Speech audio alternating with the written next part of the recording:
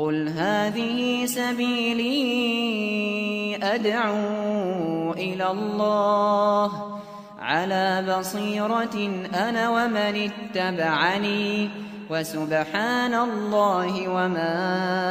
أنا من المشركين. الحمد لله رب العالمين والعاقبة للمتقين ولا عدوان إلا على الظالمين، وأشهد أن لا إله إلا الله وحده ولي الصالحين، وأشهد أن نبينا محمدا عبده ورسوله صلى الله عليه وآله وصحبه وسلم تسليما كثيرا. أما بعد، سورة الفيل معاشر الأحبة suurad kooban oo 5 aayadood maka ku soo degtay way. waxaa lagu hadlayay Quraysh iyo Carab oo diidanay diintan inay qaataan. waxaa la tusaaleynayay taariikhdooda iyagu waxay ahaayeen iyo sida ay yihiin iyo beedkan ay leeyihiin diintii Ibraahim baan ka haysanay oo ciisaynayna say shalay banaanka uga istaageen markii uu khatarta galay. ummaduhu waa la isgumaystaa. gumaysigu laba qaybood waay: in dhulka uu laga qabsado oo lagu maamulo, iyo adigaba in lagu yeesho oo dadka rumayso, in xoog lagu haysto oo qalbiga ka nooshahayo inaad xorowdo doonayso, iyo adigiiba in lagu yeeshay oo inaad daba socoto doonayso, haddii laga tagana aad daba rucleynayso oo daba ordayso. in laga qabsado wadanka iyo dhulka waxaa ka dhib badan in maskax ahaan lagu qabsado lagu gumaystaa ka dhib badan. oo kii ku dilay ee ku gumaystay haddana guusha inuu ku hayo isagu kuleeyahay aad rumaysanta, oo hadduu kaaba tagay inaadan noolaan karin ay ka dhaadhacsanta. de waa sida inaga sidii la inoogu waday gumaysiga la inoogu waday, iyagii baan duli daba soconnaa. kii aabbaha dilay ee awowgaa dilay ee adeerkaa dilay ee adiga ku dilay baad haddana isagii dan iyo nacfi ka raadinaysaa. inta lagu diloodo haddana inaad dan isaga ka sii aragtaay, wuxuu haysto kula fiicnaado, dharkiisu kula fiicnaado, dhaqankiisu kula fiicnaado, diintiisu kula fiicnaado, waxaagiina dulli iyo uf kula noqdaay. waxaanu cunnaay waxay inoo beeraan way inoo sameeyaan. kii aynu beeranayna kooda inagala fiican, diintaynu haysanay diintoodaa ka fiican, dharkeenna dharkoodaa ka fiican, siyaasadeenna toodaa ka fiican, maamulkeenna koodaa ka fiican. in ma damiir ahaan iyo maskax ahaan iyo qalbi ahaan lagu yeeshana waa gumaysi. in xoog lagugu haysto ood maalinun ka fakan kartana waa mid kale. kani dee abidba lagu yeelay waay. xilligii aayadda dhacdo fiil dhacaysay kacbada in la dumiye la rabay, carabtu weligood dad iyaguna isku kacsan, ilma adeeris wada nacab, qoys iyo qabiil la isu laayay ahaayeen. jasiiradda carabtuna dawlado kuwa kala raacsan oo midba mid u adeegay ahaan jireen. hadda uun hala yaabina, dawladdii Roomaanku ee dhinaca Shaam iyo Baytulmaqdis iyo haysan jirtay, boqortooyadii khasaasinadii la dhihi jiray ba iyaga u adeegi jiro daba dhilif u ahaa. dhinacan Yamanna Furustii Beershaankii haysan jiray, markii laga soo tagay kadib xabashiday raacsanaayeenoo iyagay daba dhilif u ahaayeen, iyagaa maamuli jiray. inta kalena rixlata shitaa'i wasayfi bay ahaayeenoo marna xaggay u safran jireen marna xaggay u safran jireenoo halkaa unbaa loo kala dhuuman jiray. ilaa markii dambe diintii asnaamtii la haystay, camr ibnu luxayin kacbada wixii hareero yiilay uu xaggaa iyaga ka soo dooliyey oo ka soo qaaday, oo diintii Ibraahim batan lagu bedeshay. ummadda haddii maskax ahaan laga qabsado xataa diimaha dadka kaley qaadataa, dhaqankooday qaadataa, diintooday qaadataa, waxbay qaadataa. carabi waxay ahaayeen inta u xorta ahna iyagaa isku cuni jiray, inta kalena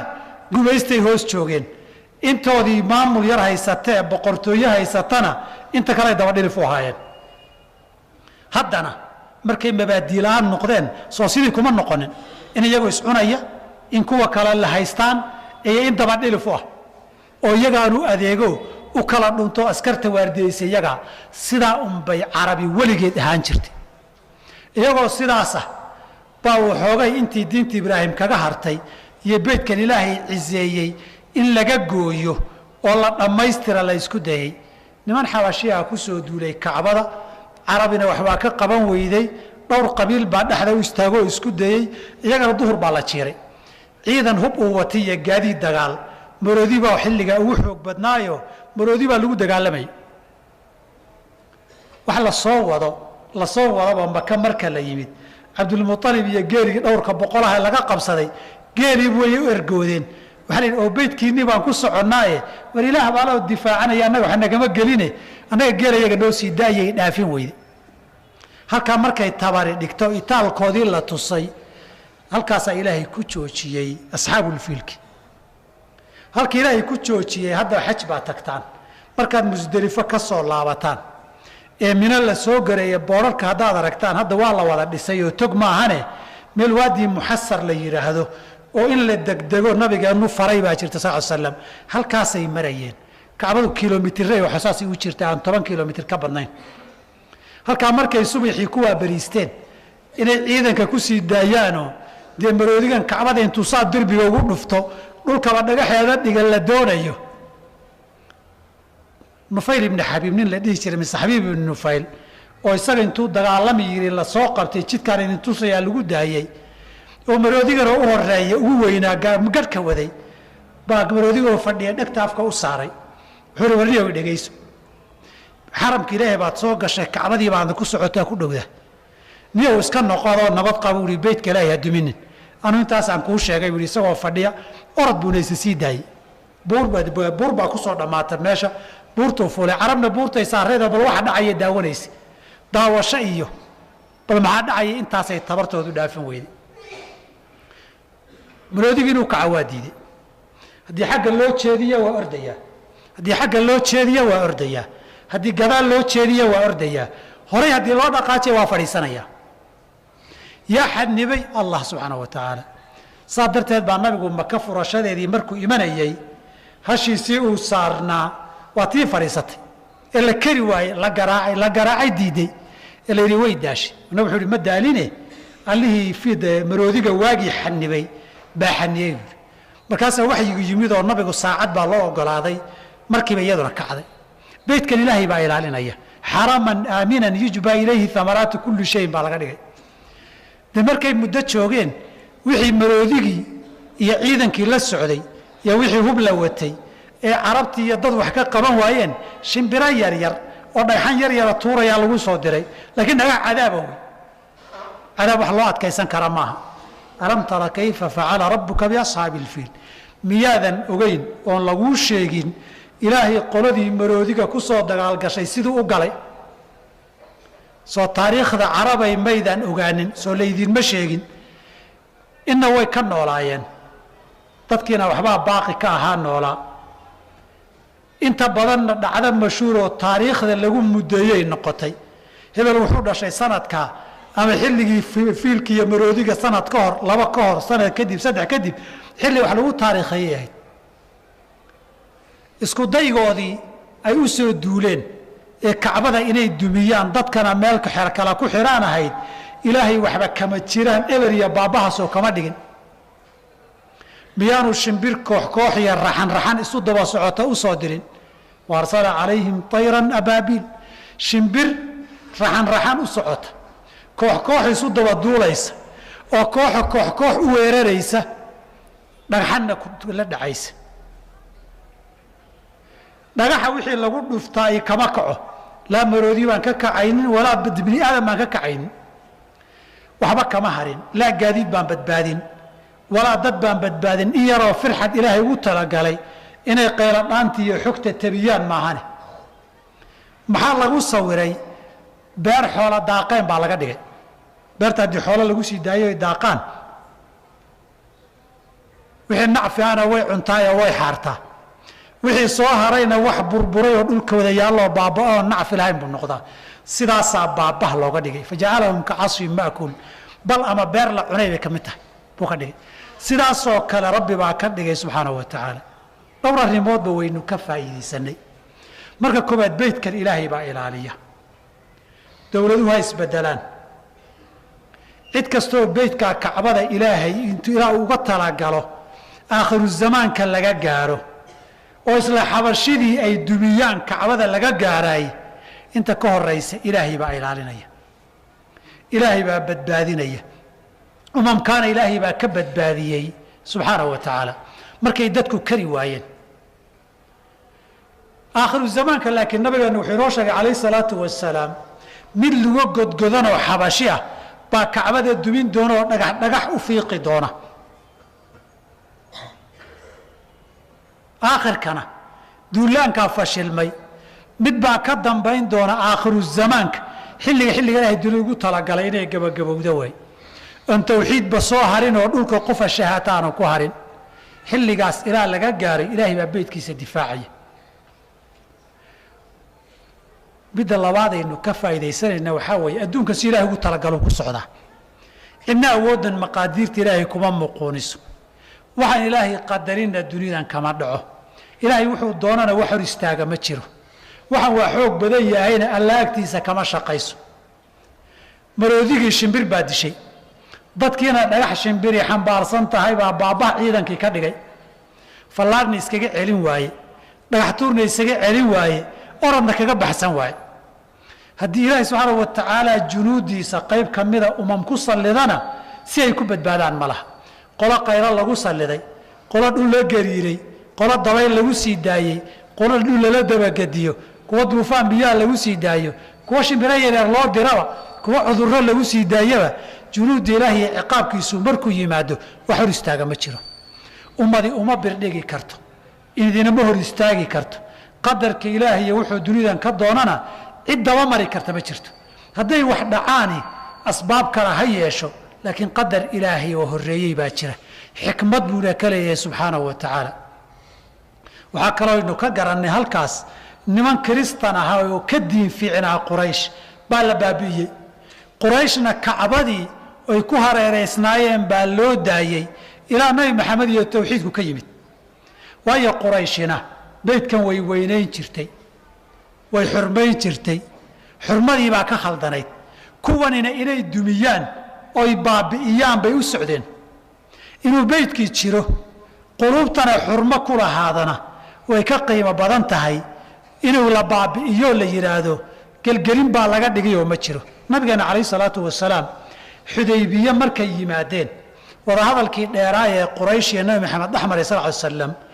markii la yidhi wadahadal bay nimankii rabaan hadal buu nebigu yidhi alai slat salaam ma dhici doonta buu yidhi inay tala noola yimaadaan iyo aragti wada hadal oo beydka ilaahay lagu cisaynayo ilaa waan aqbalaynaa tala kasta iyo soo jeedin wada hadal kasta oo beydkaa sharaftiisa ilaalinayso noo keenaan waan ka yeelaynaa marka muhimaddu in markaa la cumraysta ma ahayn nabigu wuu noqday alai slat slam heshiiskii wuxuu keenay inuu noqdo isagoo muxrima halkaa ku xalaal noqdo bannaanka oo noqdo laakiin wuxuu ilaalinayey in heshiiska uusan wax u dhimin xurmada iyo sharafta beydka kacbada in la ilaaliyaay arrin laba taabtaan ay ahayd ninna waan ilaalinayaa buu leeyahay wax ka khaldanaade ninna wuxuu leeyahay waabaan ku tumanayaayo waan duminayaa ilaalintiisaa mudnayd haba xumaada qofkani laakiin waxbuu soo hambaynayaayoo ilaalinaya kani kana haba ka roonaadee laakiin hadda waxba ma reebayo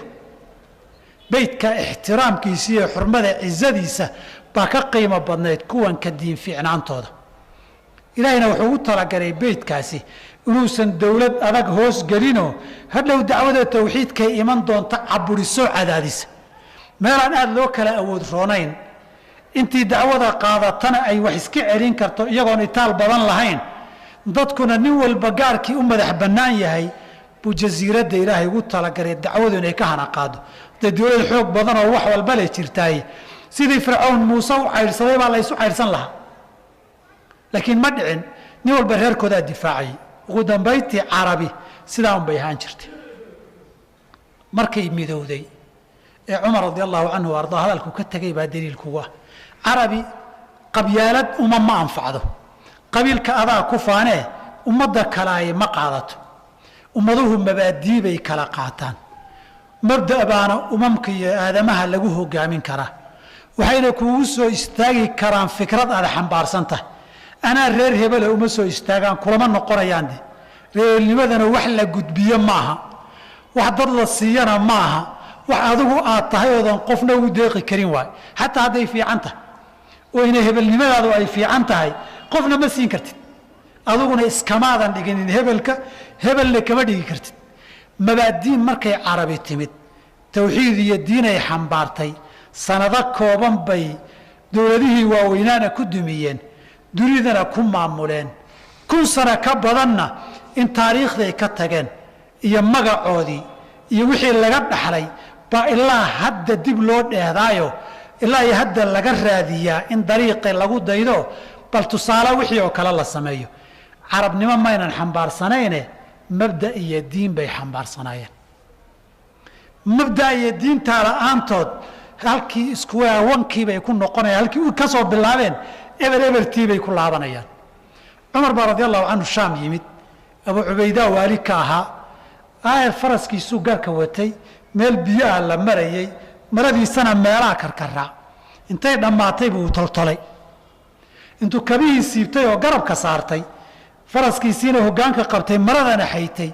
buu biyihii dhex maray kadib uu iska lugeeyay dhoobadii uu soo dhaxmaray lugiisii oo dhooba leh maradiisina qayb biyo ku dulduuleen meelana ay ka karkaran tahay kabana garabka u saaran yihiin farasna hoggaanka jiidayo yaa wuxuu qaabilayaa oo sugaya niman wadamadoodii madax ka ahaayo mid taaj madaxa u saaran yahay mid hareeraha laga socdiyo mid xataa marada loo qaadayo iyo mid ciidan daba ordayo heybad loo abuurayo hadda inta mootooyin iyo otooto iyo gaari garab orodada ragtaan oo kaleeto lagu matalayo raggii saxaabada ayaa Abu Ubayda ku jira waxay jeclaysteen bal si muuqaal aadamuhu heybad u arkaan inuu ku yimaado markaas wuxuu yiri Abu Ubayda yaa amiral mu'miniin sidan hadda iyo qaabkan aad uma qurquruxsane inay dadka kale kugu arkaan ma ina fiicnayn intuu fiiriyay wuxuu yiri cidaan adiyan haday dhihiray hadalkaas intaan maanta garaacoon xanuujiyo baan 10 ugu dhigi lahaa dadka wuxuu yiri anagu ummadu waxaan ahayn dulli iyo daba dhilifa on taariikhdi iyo aadamaha meel la kaga jirin kaga xusnayn diintana ilaahay sharafta iyo cizigaana hoos jooga ku noogu yeelay haddaan wax kale ka raadinna sharaf iyo qiimo ka raadinno ilaahay waa na dulleenayaa halkii horaan ku noqonaynaa marka Umar wuxuu tilmaamayay dhar uu qabana maanta looguma hogaansana inuu kaba qabiyo in kalena looguma hogaansana ninba waxaa laga sheegay kaba la'aan buu ku raacay geeli markaas kaba ma gadad wuxuu nin walba ogyahay kaba gadan karo mana lacag la'aan inay kaba ii diidin wuu ogyahay waxba ka xiran maayo waxa kabahaas mar hadii la wada ogyahay kaba gadan karo waxba kaba ma qaba macna may samaynaysa ceebigu ma aha marka Umar uusan kaba gadan waayin ciidanna daba ordi waayin waa la ogyahay Umar geed buu isku hooseexan jiray xataa marar aan gogol lahayn kaasuu wariga taga anu ma dhar iyo gogol qurux badan baa la dhigtaan cizi iyo madaxtinimadan ku helay mabaadii aan xambaarsannahay baan hoggaankan ummadu noo hagaahibeysato ku helay taa markaan ka tagno adallana Allah arab sidii bay noqotay hada Soomaa in iyagu is cunaya qabiil iyo qoys isu cunaya maamul isu cunaya iyo in daba dhilfo dawlado kale hoos jooga inagu arab baan sheeganaa intii Soomaaliyeed sadad markii intaad maqashaan baad dhahaysaan arab maniin arab baynu sheeganaa jaamacadii arabtana Soomaaliya way ku jirtaa inta arab tahay baynu nahay dad is wada cunaya qabiil ku wada faanaya markii khilaafada islaamku burburaysay qowmiya carabiya la soo nooleeyay haddaan arabnahay waligeen jaamacad carbeed wax macno bay samaysay ee guulayso ay simiyad aragteen iyagu inay sii kala dilaan maahane maalinkay diinta ka tagaan dullinimo u taal ilaahay diinta u soo laabtaan dullinimada kama baxaan arab iyaguna arab baan nahay ha ku sii cararaan dulliguna ha ku sii xeel dheeraada intaan way wax kala ma laha sida aayadu markay soo degayeen ay ahaayeen sidii bay hadana ku noqdeen halka waxaad ka garateen inaan diinteena u soo laabanaan dadka sharaf kaga yeelan karna ummadana mabaadi iyo wax tar leh baan ku hogaamin karnaa ana Soomaaliya iyo ana reer hebada iyo ana Araba iyo ana Afrikaana midna meel laguma gaaro midna meel ayna gaarsi aakhiriya duntoona marka sida ay nagu cibra qaadano taariikhdu sidaas ahayd ilaahay baa dunidan maamula qofku cizeeyaa cizooba qofku baabi'iyaa baabaa meeshii uu badbaadiyaa badbaada diintiisa iyo mabaadidiisa lagu badbaadaa iyadaana mujtamac iyo bulshooyinku taariikh wanaagsan iyo hoggaan lagu galaa ilaahay xaq Allahna waafajiyo khayrkan Allah inagu sugo اللهم إنا نسألك الهدى والتقى والعفاف والغنى اللهم لمنا رشدنا واعذنا من شرور أنفسنا ربنا تقبل منا إنك أنت السميع العليم وتب علينا إنك أنت التواب الرحيم واقم الصلاة